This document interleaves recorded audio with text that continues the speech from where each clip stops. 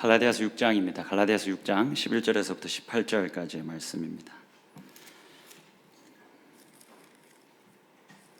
갈라디아서 6장 11절에서부터 18절 말씀 우리 같이 교독하면 좋겠습니다. 제가 먼저 한 절 읽겠습니다. 내 손으로 너희에게 이렇게 큰 글자로 쓴 것을 보라. 무릇 육체의 모양을 내려 하는 자들이 억지로 너희에게 할례를 받게 함은 그들이 그리스도의 십자가로 말미암아 박해를 면하려 함뿐이라. 할례를 받은 그들이라도 스스로 율법은 지키지 아니하고 너희에게 할례를 받게 하려 하는 것은 그들이 너희의 육체로 자랑하려 함이라. 그러나 내게는 우리 주 예수 그리스도의 십자가 외에 결코 자랑할 것이 없으니 그리스도로 말미암아 세상이 나를 대하여 십자가에 못 박히고 내가 또한 세상을 대하여 그러하니라. 할례나 무할례가 아무것도 아니로되 오직 새로 지으심을 받는 것만이 중요하니라. 무릇 이 규례를 행하는 자에게와 하나님의 이스라엘에게 평강과 긍휼이 있을지어다. 이후로는 누구든지 나를 괴롭게 하지 말라. 내가 내 몸에 예수의 흔적을 지니고 있노라. 형제들아, 우리 주 예수 그리스도의 은혜가 너희 심령에 있을지어다. 아멘. 여러분 반갑습니다. 한 주 또 잘 지내셨습니까? 밖에 우리 바자회가 한창입니다. 이 바자회 사진을 제가 몇 장 아까 올라가서 좀 찍어 왔습니다. 한번 짧게 보시죠. 저희가 지금 바자회가 제 기억으로는 세 번째입니다. 근데 이제 세 번째 이렇게 하다 보니까 완전히 뭔가 다들 전문가들이 되어 간다는 생각이 듭니다. 이거는 뭐 너무 조직적으로 뭐 아이디어도 너무 좋고 우리 부장 입사님 중심으로 해서 여러분들이 많이 이렇게 참여하고 도와주셔가지고 뭐 지금 역대급으로 이렇게 수익도 많이 나고 그래서 저희들이 조금 여유롭게 해외 선교나 국내 선교 만나는 친구들에게 더 나눌 수 있지 않을까, 우리가 받은 이런 후원들로 더 나눌 수 있지 않을까라는 기대를 하게 됩니다. 아무튼 이 진짜 그 수고가 많았거든요. 부장 입사님 진짜 저는 이분 도대체 평소에 무엇을 드실까, 왜 이분은 지치지를 않으실까 이렇게 궁금할 정도로 너무 에너지도 많으시고 고생 너무 많이 하셨고 뭐 그리고 태연이, 주원이 그 외에도 옆에서 같이 도와주신 분들, 그래서 이분들이 너무 많은 시간을 쓰고 너무 많은 에너지를 이들만 쓰지 않게 도와주신 여러분들 너무 고맙습니다. 지금도 밖에서 아마 수고하고 있을 텐데 들리지는 않겠지만 우리 서로에게 고생했다고 박수로 좀 격려하면 좋겠습니다. 그 1부부터 막 이제 막 교회가 들썩이더라고요. 바자회가 너무 잘 진행되고 있지만 여러분들에게 그 기도 부탁을 하나 하고 싶은 건 담임 목사님 요 근래에 또 이렇게 통증이 너무 많이 심해지셨습니다. 그래서 오늘 결국 그 1부, 2부 예배 설교를 담임 목사님이 하실 수가 없었습니다. 그래서 어제 급하게 나연수 목사님이 준비하셔서 그 설교를 대신 하셨습니다. 그래서 여러분 계속 기도하고 계시는 것으로 제가 알지만 조금 더 빡세게 더 기도해 주시면 더 빨리 회복하실 수 있지 않을까 싶습니다. 제가 일부 예배를 이렇게 드리면서 이렇게 설교가 너무 또 좋더라고요. 나연수 목사님 급하게 준비하셨을 텐데 또 이제 같이 나눠 주시는 말씀이 너무너무 좋아가지고 이 청년들이 그 바자회 준비로 더 많이 투입돼서 1, 2부 예배를 더 많이 드렸으면 좋았을 뻔했다 라고 생각할 정도로 좋았습니다. 그래서 여러분들 혹시 집에 돌아가셔서 시간이 나시거든 쓸데없이 뭐 프로야구 경기 하이라이트 이런 거 보지 마시고 시간 되시면 이렇게 예배 드리는 영상 좀 같이 나눌 수 있으면 좋겠습니다. 제가 이렇게 뭐 한 번씩 이렇게 자랑을 많이 합니다.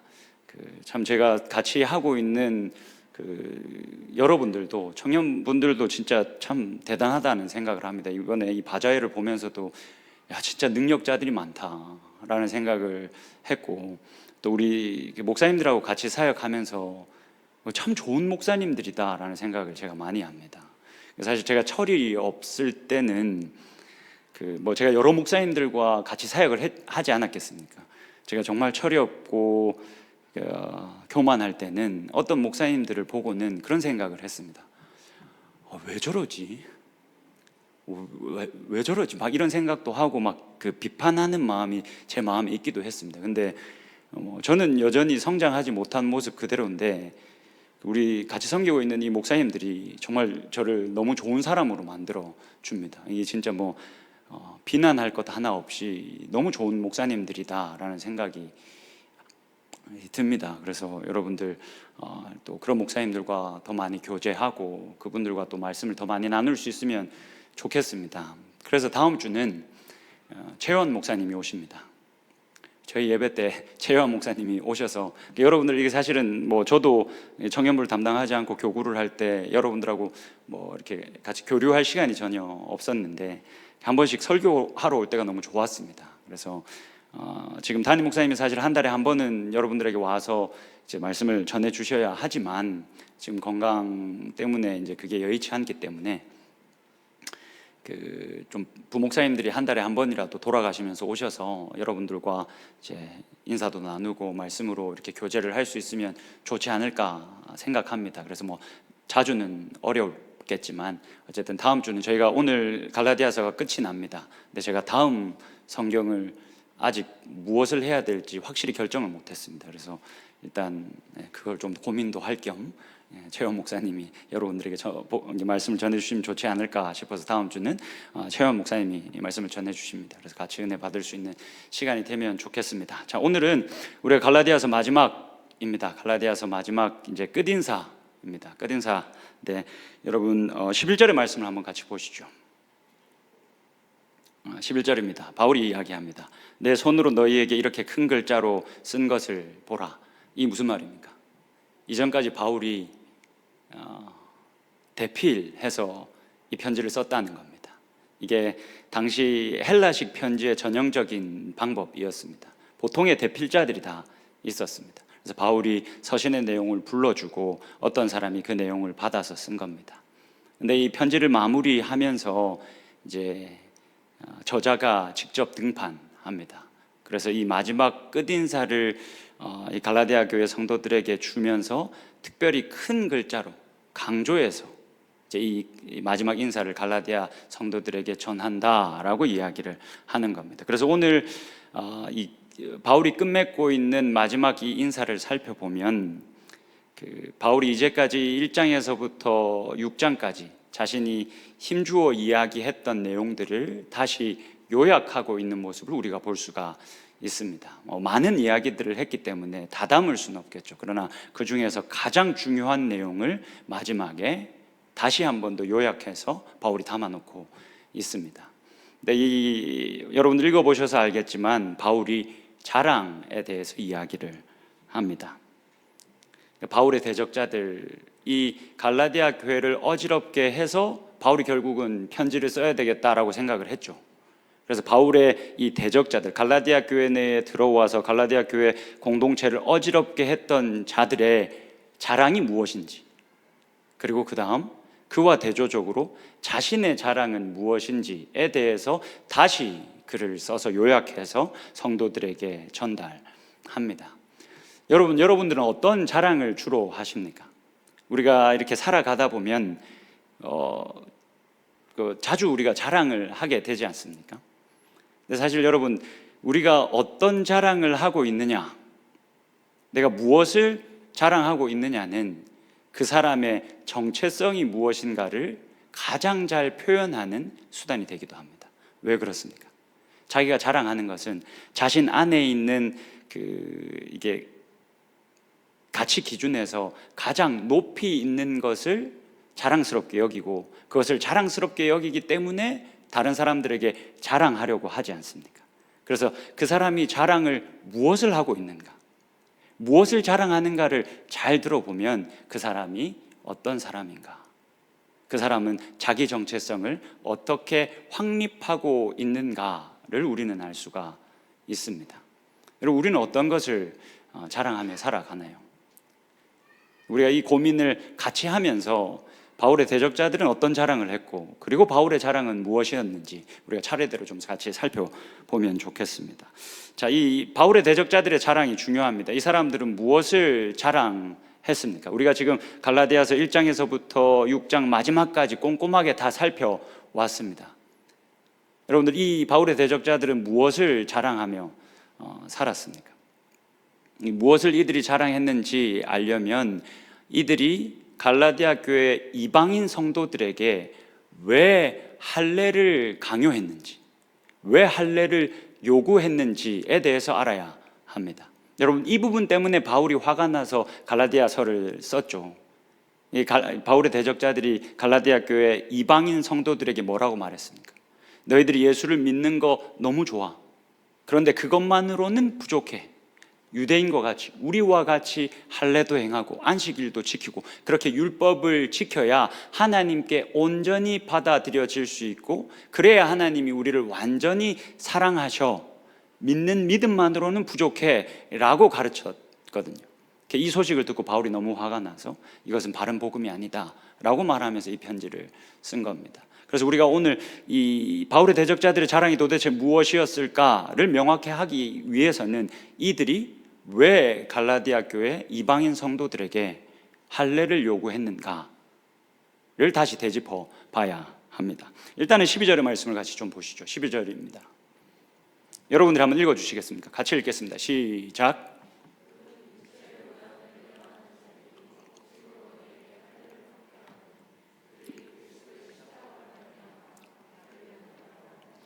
자, 지금 바울의 대적자들을 뭐라고 일컫고 있습니까? 이들은 육체의 모양을 내려하는 자들이다. 그러니까 자기 육체를 자랑하려고 하는 자들이다라는 말이죠.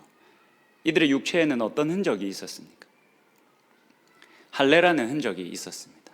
그래서 이 할례라는 흔적을 가진 사람들을 보면 당시에는 이 사람들이 유대인이구나 라는 것을 다 알 수 있었습니다.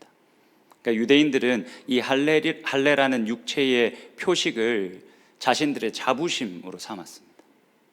할례를 행하면, 그 할례를 몸에 지니고 있으면 하나님이 선택한 사람들, 하나님이 특별히 사랑하는 사람들, 그리고 할례를 받지 못하면 하나님께 선택을 받지 못해서 여전히 어리석게 살아가고 있는 자들이라는 구분이 그들에게 있었습니다.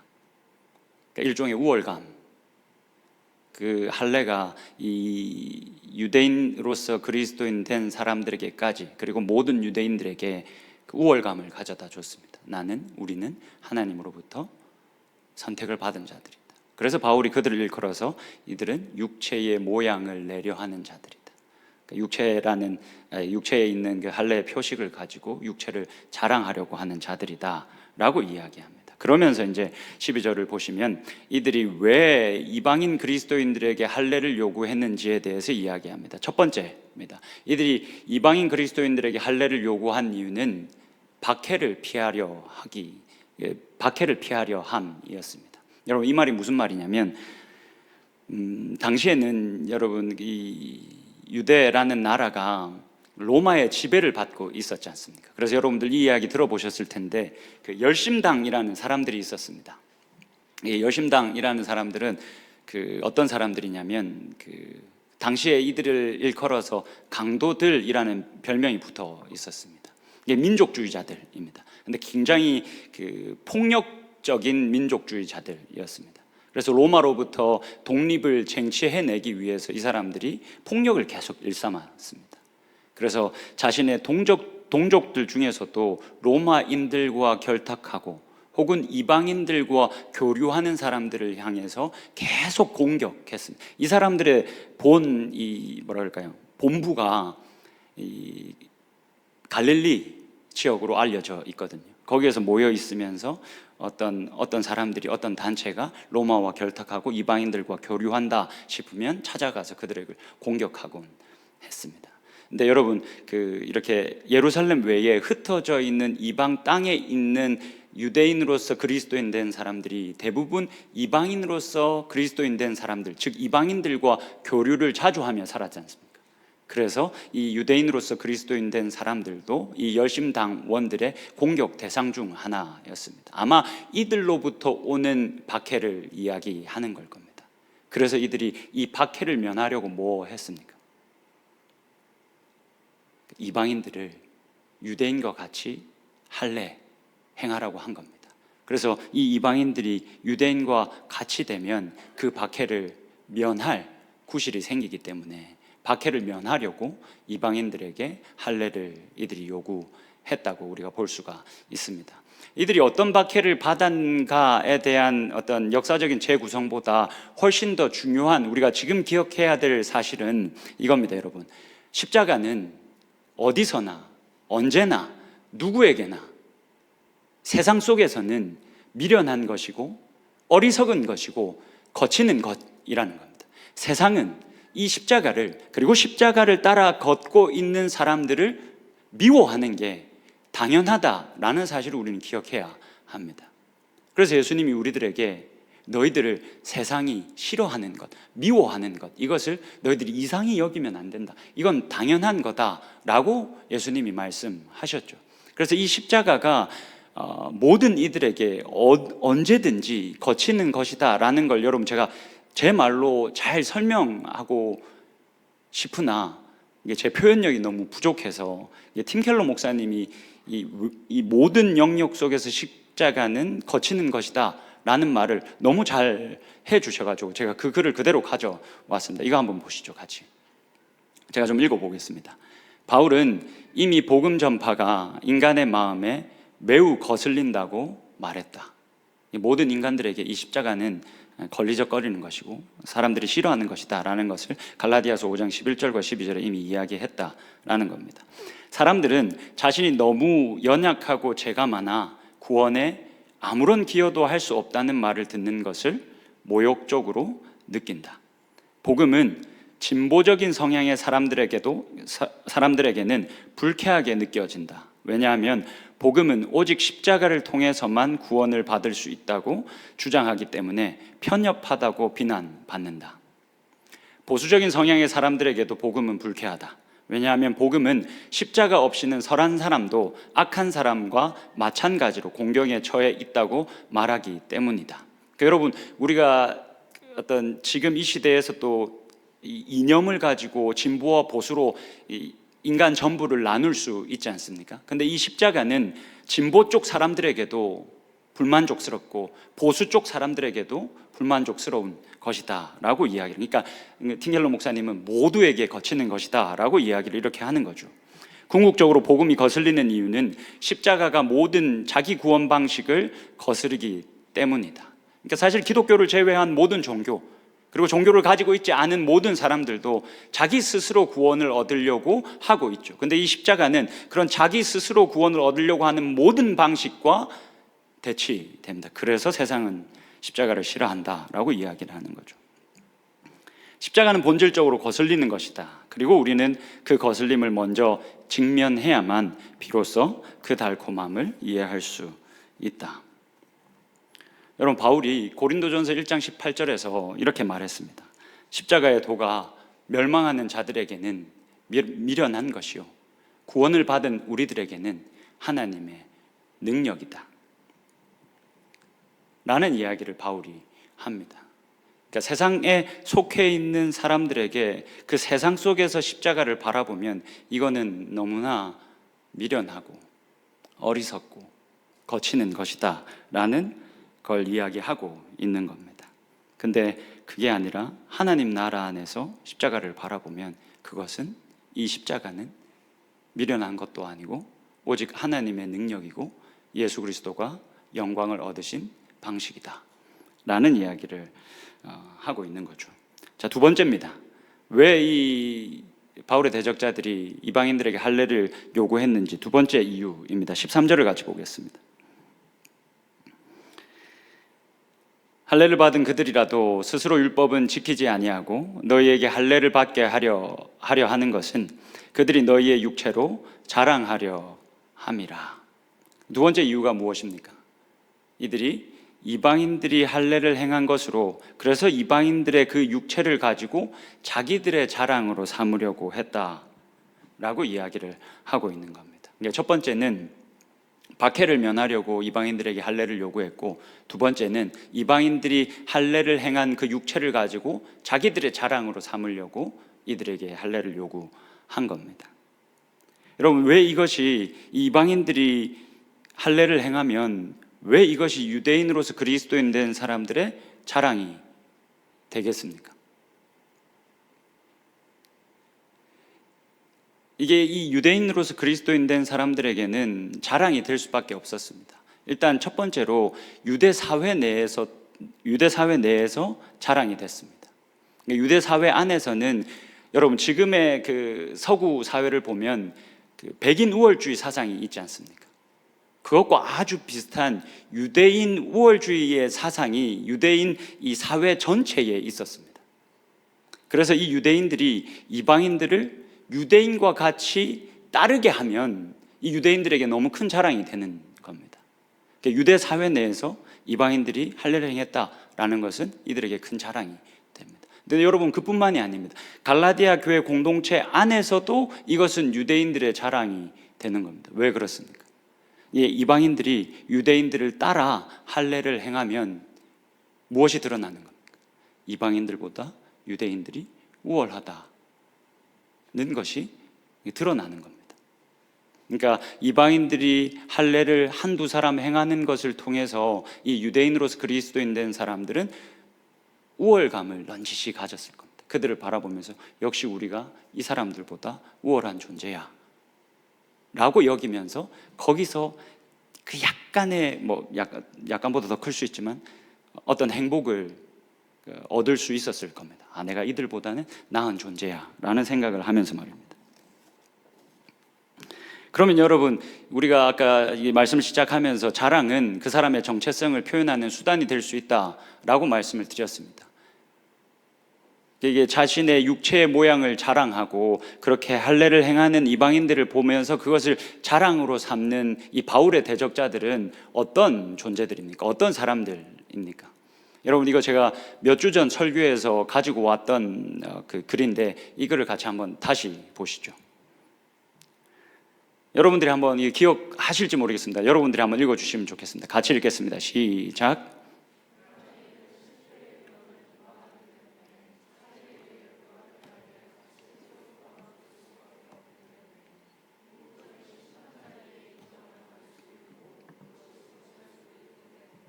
자는 그 정체성을 유지하려 하고 타자를 희생시킴으로써 자기를 내세우려는 투쟁에 임하게 된다.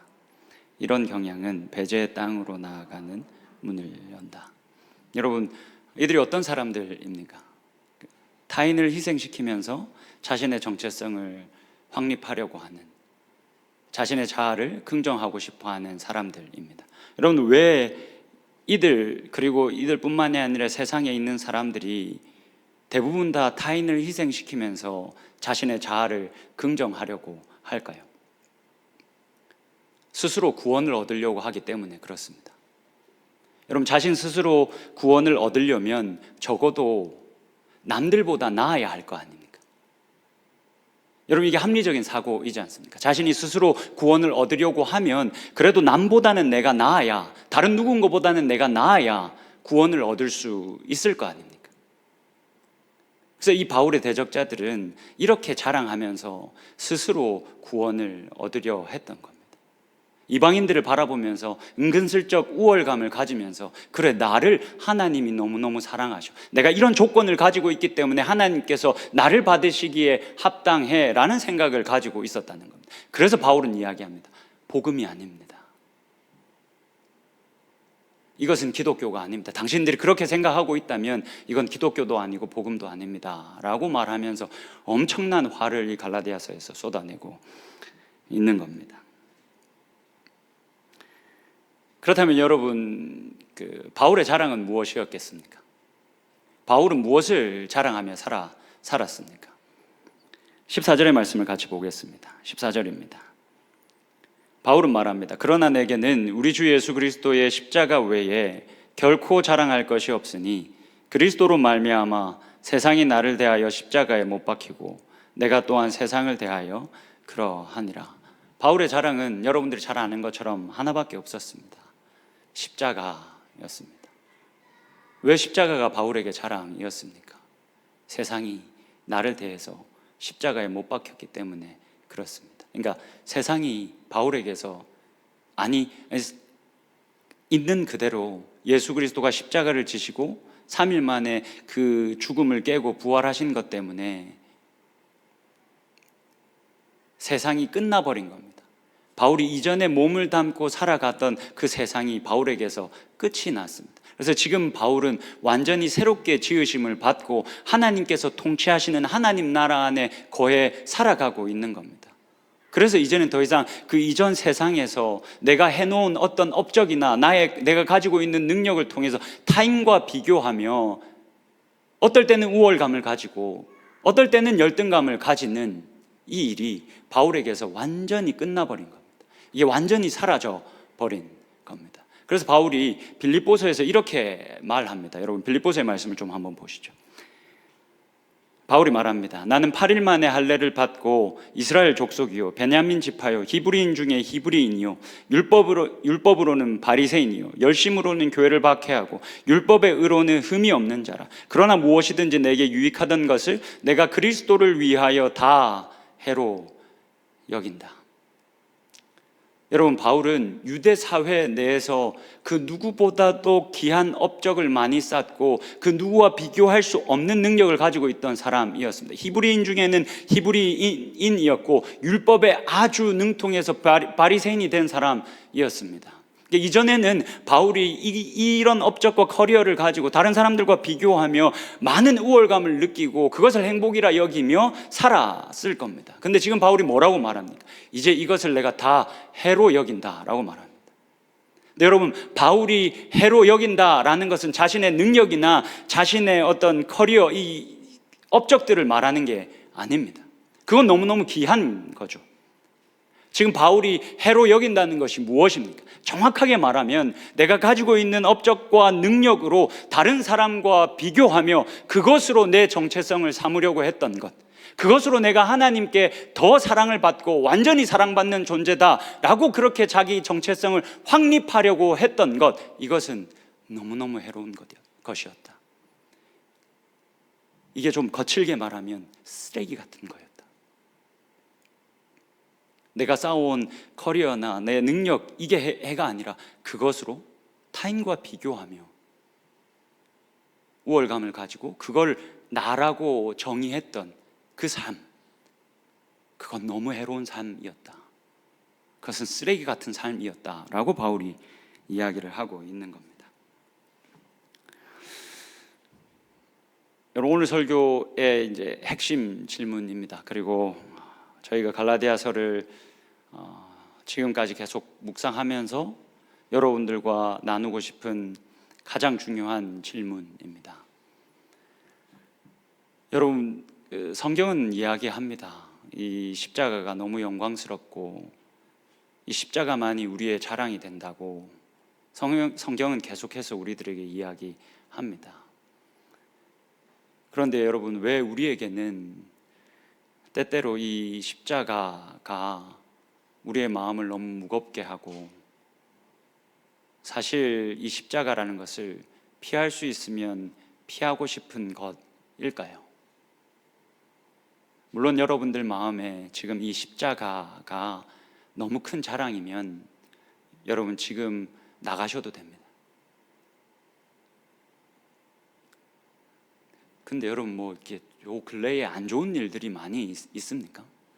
이게 왜 이렇게 다들 심각하게 웃자고 한 말입니다. 진짜 나가라고 한 말이 아니라 웃자고 한 말입니다.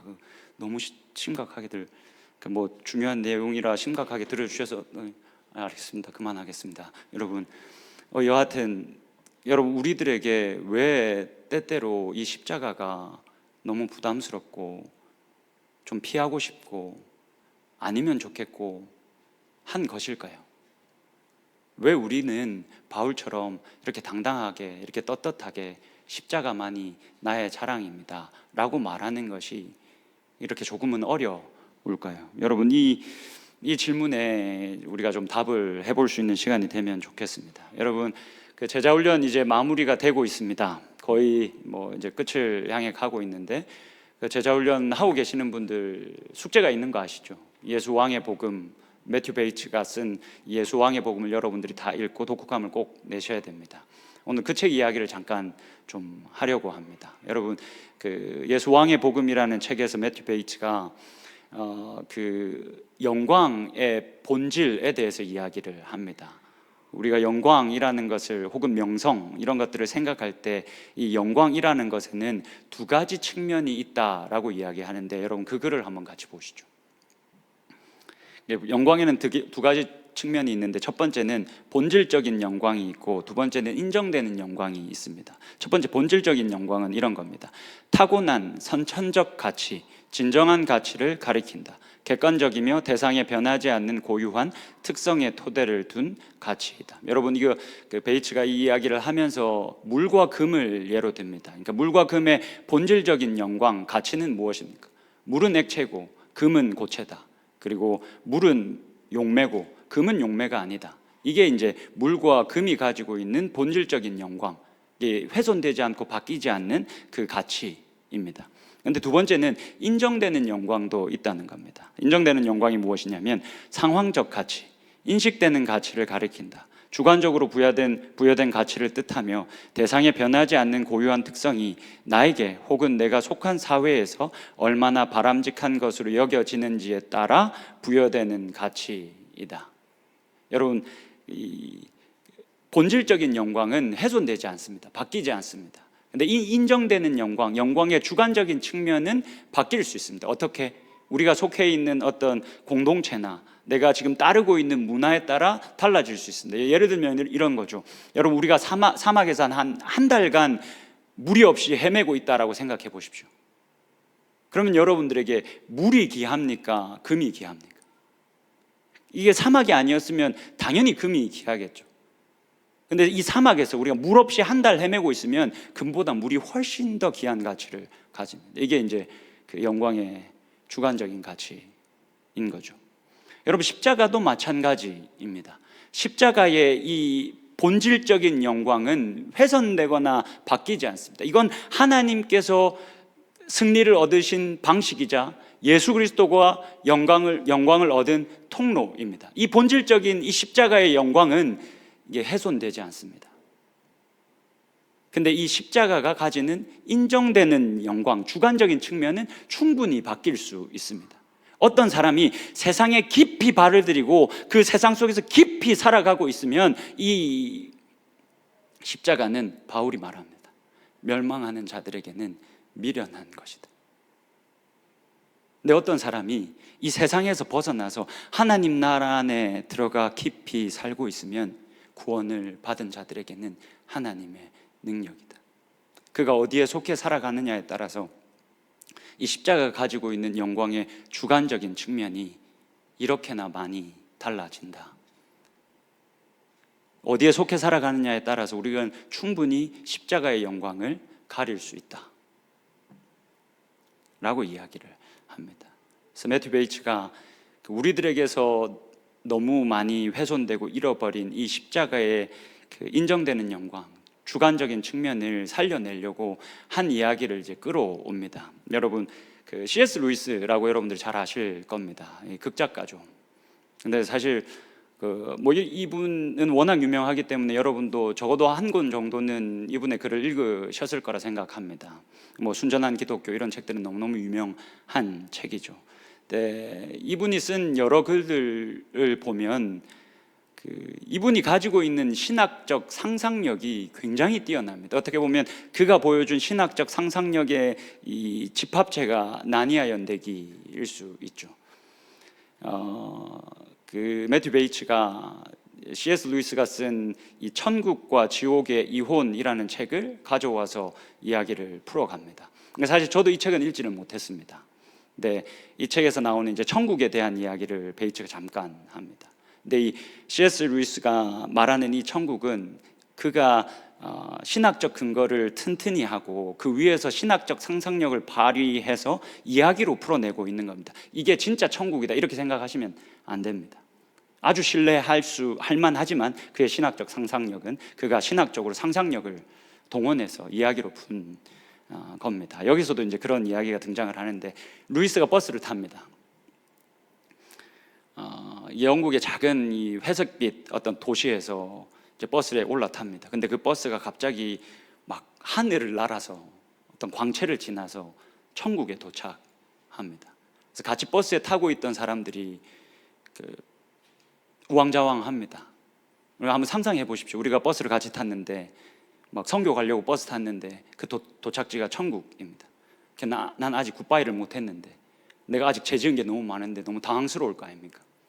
막 그렇게 천국에 딱 도착하자마자 사람들이 너무 당황스러워 합니다. 루이스도 당황스러워 합니다. 근데 이제 버스에서 내립니다. 버스에 내려서 천국 이곳저곳을 둘러봅니다. 둘러보다가 여러분 지금 요거는 제가 웃기려고 하는 얘기니까 또 해도 안 웃을 것 같아서 미리 부탁을 좀 드립니다. 웃기려고 하는 소리니까 좀 웃어 주십시오. 고맙습니다. 예, 한 여인을 발견합니다.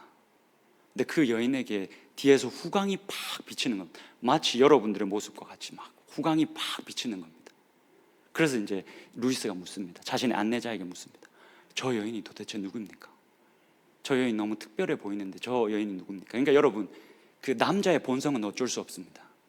그러니까 천국에 가도 예쁜 여자만 보면 누굴까? 이렇게 막 찝쩍대고 싶어하는 그 본성이 남아 있을 수도 있다는 겁니다. 근데 여러분, 우리가 기대해도 될 건 무엇입니까? 바울이 이야기할 때 우리가 부활의 몸을 입으면 우리가 기대치 못하는 가장 아름다운 모습으로 변화하게 될 것이다 라고 이야기합니다. 그러니까 남자들의 그 죄책감이 덜 할 수도 있겠죠. 보면 다 너무 아름다울 수 있을 테니까. 여하튼 웃자고 한 소리라고 얘기했지 않습니까? 그 여인을 봅니다. 그래서 안내자에게 묻습니다. 이 사람 너무 특별한 사람 같은데, 대단한 영광과 명성을 가진 분 같은데 이 사람 누굽니까? 라고 이렇게 묻습니다. 그랬더니 그 안내자가 말합니다. 당신이 잘 봤습니다. 이 여인은 특별한 사람입니다. 이 사람은 사라 스미스라는 사람으로 소개됩니다. 그냥 영국 이 교회 지역에 사는 지극히 평범한 여인입니다. 그 안내자가 이야기합니다. 맞습니다. 저 부인은 참으로 특별한 사람입니다. 루이스에게 말합니다. 당신이 알고 있는 것처럼 세상과 천국에서는 영광을 따지는 그 가치 기준이 너무너무 다른 것 잘 알고 있지요. 그러면서 이야기를 잠깐 멈추고 루이스가 이 세상의 영광과 천국의 영광이 얼마나 다른지 이야기합니다. 여러분, 세상에서는 영광이 아주 제한적이고 배타적입니다. 그래서 여러분, 내가 막 어떤 회사 공동체에 있다라고 생각해 봅시다. 근데 거기서 내가 일을 잘해서 거기서 막 칭찬과 인정과 영광을 엄청 많이 얻습니다. 이거 말고 연예인들 생각하면 될 것 같습니다. 연예인들이 어떤 노래를 발표하거나 어떤 영화를 하나 잘하면 그 사람에게 막 영광과 찬사가 쏟아집니다. 근데 세상에서의 영광은 아주 제한적이고 배타적이라 오래 가지가 않습니다. 그래서 다른 어떤 사람이 더 좋은 노래를 만들거나 더 좋은 영화를 이렇게 오픈하면 어떤 일이 일어납니까? 내 영광이 빼앗깁니다. 내 영광이 저쪽으로 달아나 버립니다. 이게 세상에서의 영광이 그런 겁니다. 그래서 우리가 이 영광을 계속 놓지 않으려고 어떻게 합니까? 더 높아지려고. 만족이 있을 수 없는 겁니다. 왜 만족이 있을 수 없습니까? 조금만 내가 느슨해지면 다른 사람이 그 영광을 가져가거든요. 이게 세상에서 영광을 얻으려면 그 누구도 쉴 수가 없는 겁니다. 그래서 바울은 우리들에게 이렇게 살면 종노릇하게 된다. 이 세상 속에서 흑암의 권세 아래 잡은 자들에게 그 아래에서 우리가 평생 종노릇하게 된다라고 이야기합니다. 왜냐하면 세상의 영광은 그런 속성을 가지고 있기 때문에 그렇습니다. 근데 여러분, 이 천국에서 하나님 나라에서의 영광은 이 세상의 것과 너무너무 다릅니다. 루이스가 다시 이야기로 돌아가서 안내자에게 묻습니다. 근데 저 여인 옆에 있는 여러 소년과 소녀들은 도대체 누굽니까? 쟤네들은 뭐 하는 애들입니까? 라고 묻습니다. 그랬더니 이 부분이 너무 중요하니까 매튜 베이츠도 이 부분 자체를 그냥 다 가져와서 책에 실어 놓습니다. 이 글을 한번 같이 보시죠. 여러분, 이거 진짜 제가 이걸 읽으면서도 진짜 C.S. 루이스는 진짜 이 사람 천재다. 이런 사람은 진짜 글을 써야 된다. 이 진짜 너무 천재다라는 생각을 했습니다. 여러분 잘 한번 보십시오. 부인과 한 번이라도 마주친 청년이나 소년은 다 그녀의 아들이 되었다네. 뒷문으로 고기를 배달해 주었던 아이까지 말일세. 저 부인을 만난 소녀들도 모두 그녀의 딸이 되었고 부인의 사랑을 받은 아이들은 자기를 낳아준 부모를 향해 더 큰 사랑을 품고 돌아갔지. 여러분, 제가 무릎을 탁 친 게 이 부분입니다. 이 여인이 사랑을 베풀어서 이 아이들이 이 여인을 사랑하게 됐다는 게 아닌 겁니다. 이 아이들에게 사랑을 베풀어서 이 아이들이 어떻게 했다고 말합니까? 집으로 돌아가서 자신의 부모들에게 사랑을 실천했다 라고 이야기를 하는 겁니다. 또 부인을 바라본 남자들 중에 어떤 식으로든 부인을 사랑하지 않게 된 사람은 거의 없었네. 그러나 그 사랑은 그들을 아내들에게 진실되지 못하게 만든 것이 아니라 오히려 더 진실되게 만들었지.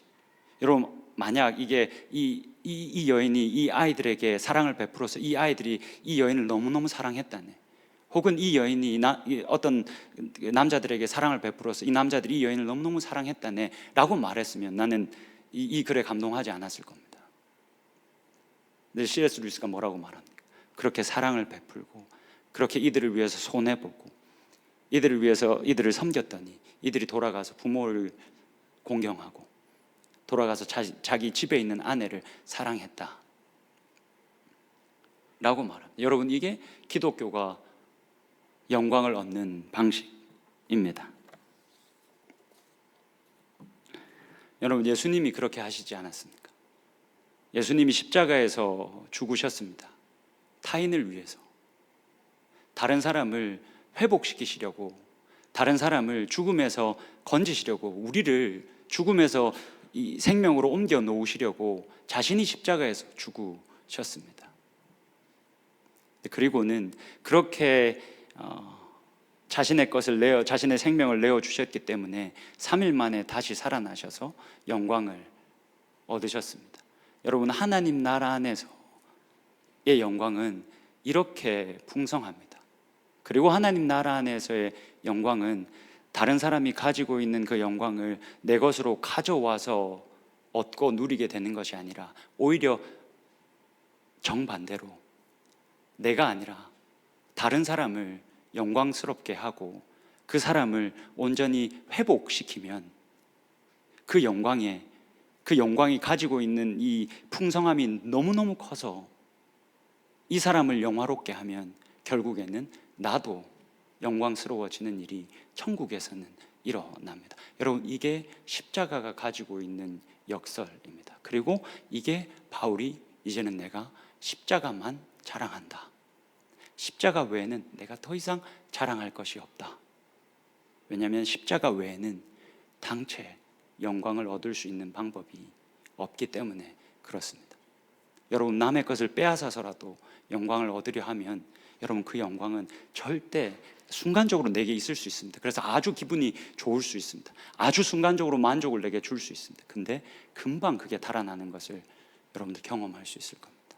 근데 이 천국, 이 하나님의 나라 안에서 타인을 회복시키며 그 영광이 전이돼서 얻게 되어지는 그 영광은 우리들에게 계속 남아 있을 거고 우리의 삶을 계속 부요하게 할 겁니다. 여러분, 마지막으로 17절 말씀을 좀 봅시다. 그래서 바울이 이렇게 이야기합니다. 이후로는 누구든지 나를 괴롭게 하지 말라. 내가 내 몸에 예수의 흔적을 지니고 있다. 여러분, 이 예수의 흔적이 무엇입니까? 바울이 고린도후서 11장에 가면 자신에게 영광의 상처가 얼마나 많이 있는지에 대해서 이야기합니다. 수도 없이 배가 고팠고 자신이 탄 복음 전하려고 한 그 배가 5번이나 파선했고 40에 하나 감한 매를 자신이 5번이나 맞았고 강과 시내의 위험이 있었고 동족 유대인의 위험과 이방인들의 위험이 있었다 라고 이야기합니다. 그 외에도 수도 없는 박해의 흔적이 내 몸에 남아있다 라고 말합니다. 바울은 이 예수의 흔적을 자랑합니다. 자신의 삶 속에서 타인을 회복시키기 위해서 자신이 손해본 것, 자신이 아팠던 것, 이것을 자랑합니다. 왜 이걸 자랑합니까? 이것만이 영광을 얻을 수 있는, 영광을 함께 나눌 수 있는 방법이다라는 것을 바울이 너무나도 잘 알았기 때문입니다. 여러분, 갈라디아서를 마무리하면서 한 가지만, 조금 길어졌지만 짧게 한 가지만 여러분들에게 말하고 마치겠습니다. 여러분, 우리가 그 어느 위치에 있던 어느 자리에 있던 십자가를 지고 이 세상을 다스리고 섬기는 사람들이 되면 좋겠습니다. 우리는 대부분 청년들이니까 아직 사회 초년생들이지 않습니까? 그러면 이 자리에서는 당연히 욕을 먹을 수밖에 없고, 이 자리에서는 나보다 훨씬 많은 경력이 있는 사람들보다 내가 한없이 작을 수밖에 없습니다. 내 능력이 한없이 작을 수밖에 없습니다. 근데 여러분, 그런 세상 속에서 지금 자신이 가지고 있는 커리어와 지금 자신이 가지고 있는 능력대로 자신을 평가하시면 안 됩니다. 거기서 여러분 자신의 정체성을 확립하려 하시면 안 됩니다.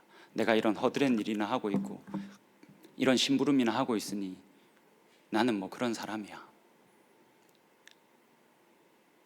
여러분, 우리 자신을 그렇게 평가하면 안 됩니다. 왜 여러분 이렇게 평가하면 안 되냐면, 이렇게 지금 자신이 가지고 있는 커리어나 자신이 가지고 있는 능력대로 지금 이 시간에 계속 자신을 그렇게 자신의 정체성을 확립해 나가면 여러분들은 결국 시간이 지나면 리더의 자리에 있을 겁니다.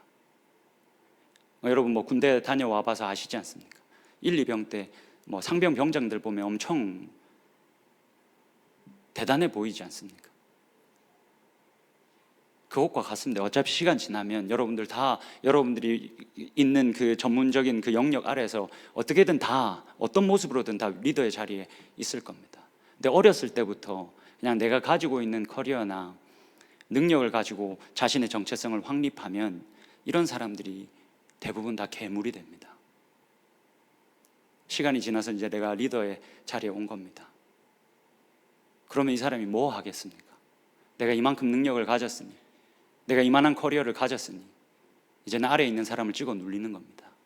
내 말 들은 대로 해, 내가 말하는 대로 해, 이렇게 되는 겁니다. 왜냐하면 어렸을 때부터 자신을 계속 이렇게 자신의 정체성을 확립해 왔거든요. 지금 우리가 사회 초년생에 불과한 사람들이지만 여러분, 우리가 십자가를 지고 예수의 흔적을 우리의 몸에 많이 남겨두며 그렇게 세상을 섬기며 살아갑시다. 그렇게 하나님께서 우리를 정의하시는 대로 우리를 정의하고 살아갑시다. 여러분, 그렇게 우리가 우리를 정의할 수 있으면 나중에 나이가 우리가 들어가서 그 리더의 자리에 앉으면 세상이 훨씬 더 아름다워질 겁니다.